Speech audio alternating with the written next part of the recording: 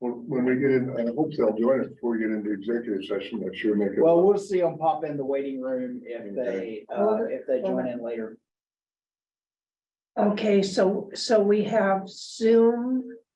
Now we're gonna call this special meeting of the Department of Livestock Board to order, and I guess first order of business is well, I don't know whether we need to go much for introduction. I guess we'll introduce everybody that's on. So Nina, you wanna? Nina Bacchus, cattle representative, live north of Helena. Okay, so Greg, are you on? Yep. Hold on. All right, now can you, Yeah, now we can hear you. okay, Greg Witchman, sheep representative, north of Lewistown.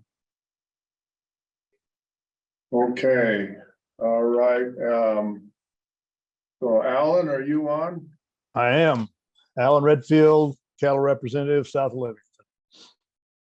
Okay, and so William, William Kleinsasser, swine representative, Augusta, Montana.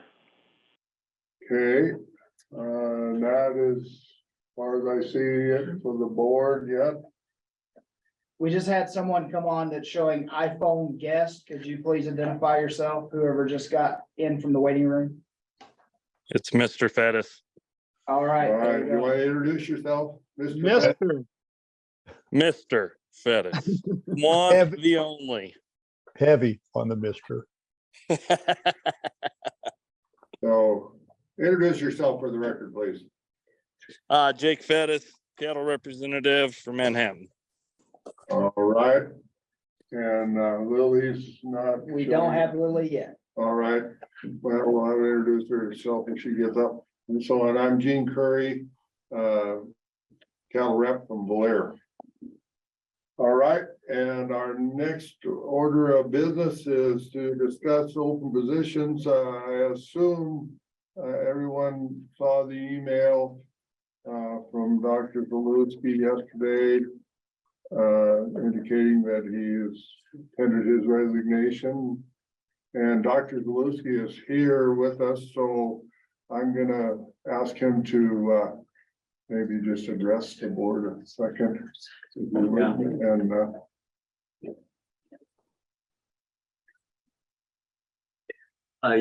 Mr. Chair, members of the board. So as you're aware, I submitted my resignation effective July 1st.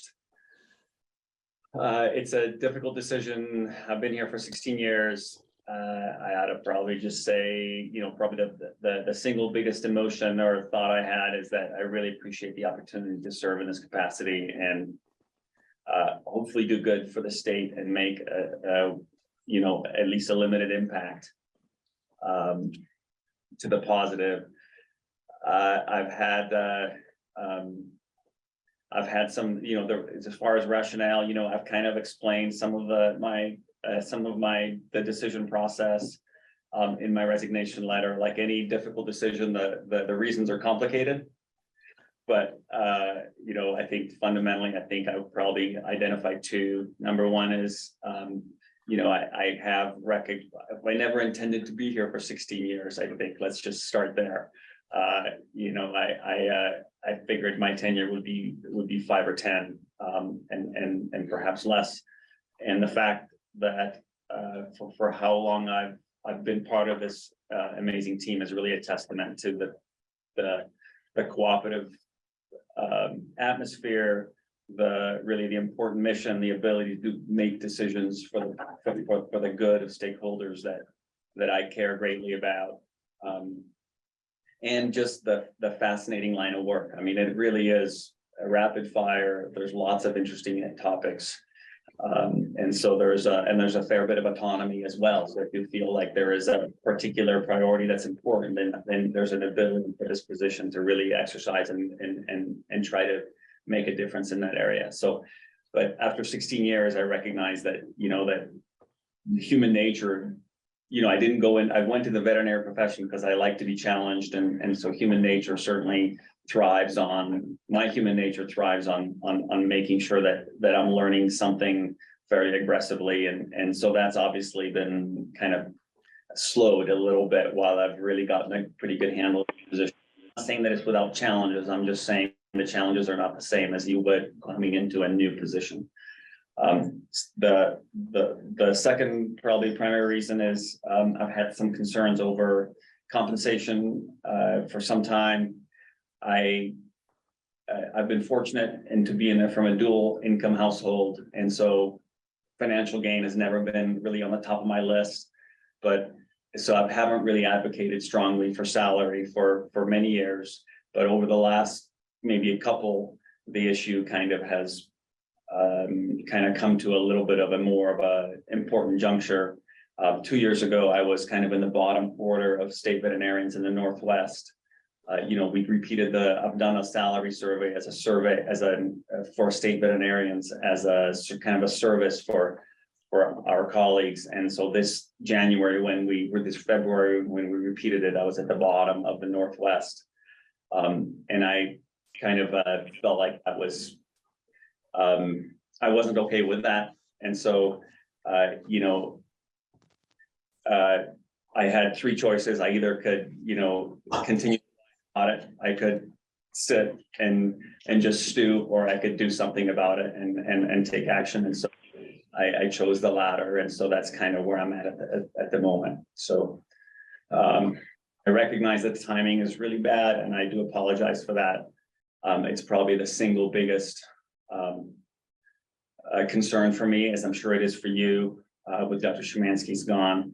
But, the difficulty I have is that once you throw your name in the hat and somebody wants you to fill a vacancy, you kind of lose control over the calendar. Like you're then, the offer is contingent on you coming in and stepping in for the need that they've expressed. And so I've made a commitment to wait until July 1st when the new fiscal year starts to try to not make an impact on this year's budget. But ultimately I had to, move up the clock quicker than I wanted to. So all of that is to say, again, I have some regrets regarding timing. Having said that, even with an equal playing field, the opportunity that I have in front of me is really pretty amazing, and ability to kind of stay in the animal health field while trying some things new. And haven't, and so that's, anyways, that's kind of the background for why I'm here. Okay. Well, I just, on behalf of the livestock industry, I want to thank you for your 16 years of service to us.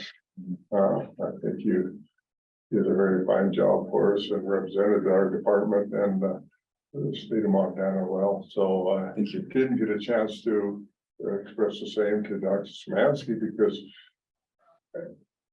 I guess I had that inkling at our meeting that she was maybe leaving, but that wasn't official, and so it didn't have the opportunity at a public meeting. But I just would like to thank you for your service to the industry. I do appreciate that. And It means a lot. is there anyone else that has comments or questions for Dr. Lewinsky? Is William here? I'm just curious, how come I never got an email regarding this information? You and me and Greg are the only ones. Oh, Yeah, and I apologize. I just shared that with Nina and with Greg, because we were part of the search committee for the assistant state veterinarian position. And I did broach the fact that I don't know how long my tenure is during that process. So I felt like I should reach out to them directly. And then of course I copied, the board chair just to make, and Mike to be on the, to be transparent, but I didn't send that out to the entire board. His resignation letter came on Monday, and our plan was to announce it here today at this meeting, since we were bringing all the board together at one time. so I guess I apologize for, I saw the email, but it was last night, right before I got in the shower. I looked quick at it on my phone. I didn't even read the whole letter because it was too small. I couldn't.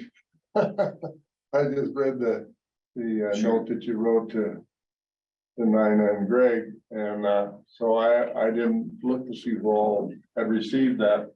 that email, so I apologize to the rest of you board members that were not aware of the resignation, and so I guess now we all are, and so I still would open it up for any other comments or questions. Mr. Chairman, Yes, I would like to thank Marty for stepping in there and taking all the blows from the people involved with the bison and the interagency bison management thing, because I know you and Mike stood alone a lot of the time on that, and I appreciate all your work. Thank you. It's, we're the black hats in that room. And so thank you for, black hats with pride in some degree in that context. So I appreciate that. Thank you. Yeah. Well, I plan to go with you to the next one. Well, and thankfully, his last day is after the next IBMP meeting, so I won't be truly standing alone at this June meeting. So, June 7th. yeah, if he was gone, I would be, but he's still here for one more IBMP meeting. Well, I thought I would join you, and maybe I'll get Jeff Mount to wait in the parking lot for backup. Okay. Mr. Chairman, Go ahead, that's William. yes, I just wanted to thank Marty for all the years of service he's done, and he's been a big help to not only the cattle industry, to the swine industry with the issues we had coming on, and I just want to say my profound thank you to. Eric? Thank you. It's been a pleasure.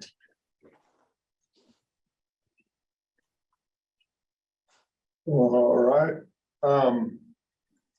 So with that, what other Well, items? I think what we need to get done today is figuring out with the board, the path forward with the two open positions. So we had the assistant state vet. And so what I would like to ask the board and looking for from the board today is a conversation about where we are with the assistant. I've not been involved in those interviews, but Greg and Nina and Mike and Mark, where are we with the assistant vet position? What's the next decision that needs to be made with that? Is there another offer forthcoming? Are we reposting? If we're reposting, are we changing salary on that? And the reason I think that's where you start your conversation is what you decide to do about that influences what you're going to need to do with your state vet position. So if you change salary levels on the assistant state vet, it's natural you're going to be changing on the state vet. We do have salary information. I do have that when we get in that conversation. I've got a chart that shows us kind of where we rank on both of those positions with states around us to give you some context there. So we do have that data ready to pull up and talk about as part of the discussion. But that's kind of, I think we got to start with, where's our hiring team on the assistant state vet and where do they feel we need to go next? Mike, So- I think Lily's trying to get in. Oh, I see her there. She's in the waiting room. Mr. Chairman, at what point do we go into executive Okay, session? that was gonna be but let's get Lily in and then we'll talk. So, if you're on, would you like to introduce yourself for the record? Is she on mute? Lily, are I you? don't see her sound on. I see her video, but You might be on mute, Lily. or her sound's not, she's not connected in through her audio is what it looks like. So I don't know if she's hearing us, but it doesn't look like your audio is connected, Lily.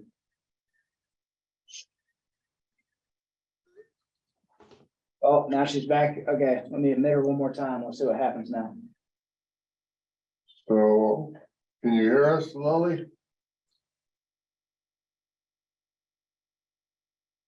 Oh, now I see a microphone, so I think she's got her audio connected now.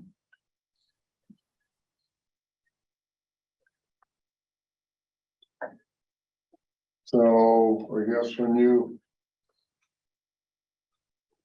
I just love these Zoom meetings.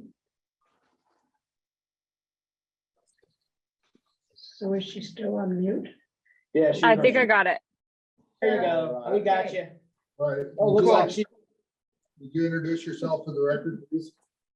Yes, I'm Lily Anderson. I'm the dairy poultry seat and I am currently at the store right now. So if I get interrupted, I'm really sorry.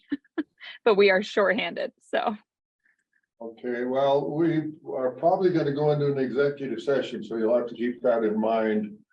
Okay, I Uh, have headphones in so nobody can hear anything. And I can lock myself away. All right. So, I guess when we start talking about the interview process and personnel issues, do we need to be in? yeah, I think if we're gonna discuss candidates and what took place in the interviews, that's kind of what I was thinking we needed to do Okay, in executive session, just for the protection of our committee and for the protection of those people they interviewed. so Lily, just for your information, before I go into executive session, you miss out, but, Dr. Zaluski has submitted his resignation as a state vet. And, Okay. So, now we have 2 open positions. And, Yeah. So, it'll be official July 1st. So it'll Okay. be for us for another 6 weeks roughly. But, I just wanted you to know that.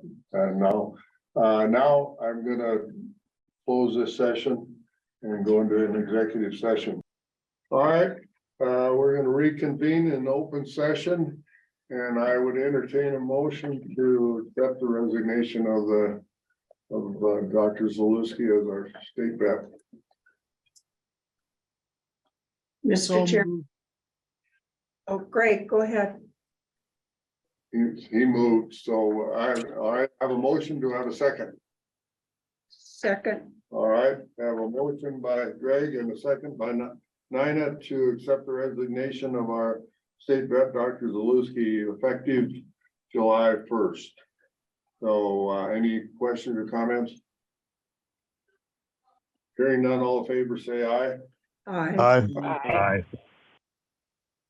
Opposed, same sign. Motion carried. All right, now I would entertain a motion to post the open position for the state vet with a salary range. Mr. Chairman, I move that we post a state vet position, the salary range from 125,000 to 131. Okay, do we have a second? Second. All right, any questions or comments? Hearing none, all in favor, say aye. Aye. Aye. Opposed, same sign. Motion carried. All right, I think our next and final order of business is comments from the. Can I make an announcement, Yes. Mr. Chair? And now had to wait to do these 2 announcements when we were in open session. Probably should have done them at the beginning meeting. Well, first of all, and we'll celebrate this more on the 20th, but I do believe A&E is moving out into the bidding process on the new lab. That's a big thing that's happened here since we talked last. Sean Hando has officially accepted our offer to be the new Eastern Region Supervisor. So that's good. Congratulations on his promotion. Had a really good pool of candidates for that job. Of course, that means we'll have a district investigator position to fill at some point because we'll have to backfill Sean leaving that position. And then last but not least, just an update on the Headwaters sale. We did night before last, I think, receive all the documents that we needed from the buyer. So we'll be moving towards the public hearing phase of the process. Obviously, there's a 10-day notice period on that public hearing. And so we'll have to conduct a public hearing. Unless the board has any other objection, I think we're still on par with looking at you guys handling that final decision on transfer of license at your June meeting. I will say, in case you get complaints, what that's gonna entail is if they're closing on the property sale, as I think I understand on May 26th, it may mean that the current owner and licensee running the market may have to run it under their name and custodial accounts for a few more sales. But I don't foresee an opportunity for us to pull the board together in Three Forks to make that decision immediately. It was hard enough to pull you guys together today. But I think if we move forward, we're doing the public hearing, get all that information together and have all that ready for you to make a decision on at the June 20th meeting, I think is about as good a timeline as we can. But I did want to let you know that we had finally received all the documents from the buyer side that we needed to start moving the process forward. All right, is there any questions or comments on anything regarding what Mike? Yes, Are we gonna have a preliminary screening on the state vet as we did with the brands director, or just how's that gonna be handled? We'll have to see what our applicants are. I think if we get a lot of interest, we'll try to pull together a screening.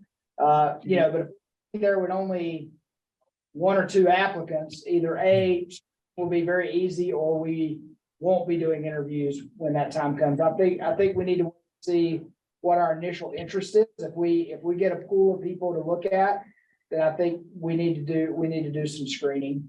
so you will send out bios as we get them? Yeah. Go ahead, Dinah. If we only get one or two applicants, something's wrong. And I say that absolutely seriously. We should, Dinah, just let the meeting end. what's that? You have to talk up so we can hear you. That's all right. I think he was off. He was supposed to be on mute and he'd come off mute. I say that seriously. I mean, this is a very important job. If there's only one or two people interested in it, then there's something wrong with the job, or, something's wrong. We need to identify what the problem is. So, and Dr. Zolsky maybe would know, or maybe are there openings in other state? That's around. And I would also say the other thing you have to understand is the higher you go up a chain, the less applicants you're gonna get, because you're asking for a very specialized type person and position. We'll get, the one thing you also need to remember is that, we get lots of applicants for jobs, but I'd say 80% of them, 90% of them get screened out right away because they are not a fit. So when I say one or two applicants, I mean one or two applicants that meet the specialization that we're looking for. It's no different than in the lab where you're looking for a board accredited veterinary pathologist, like when those positions are open. Those people, there might be 100 of those people in the entire country that are out looking for a job.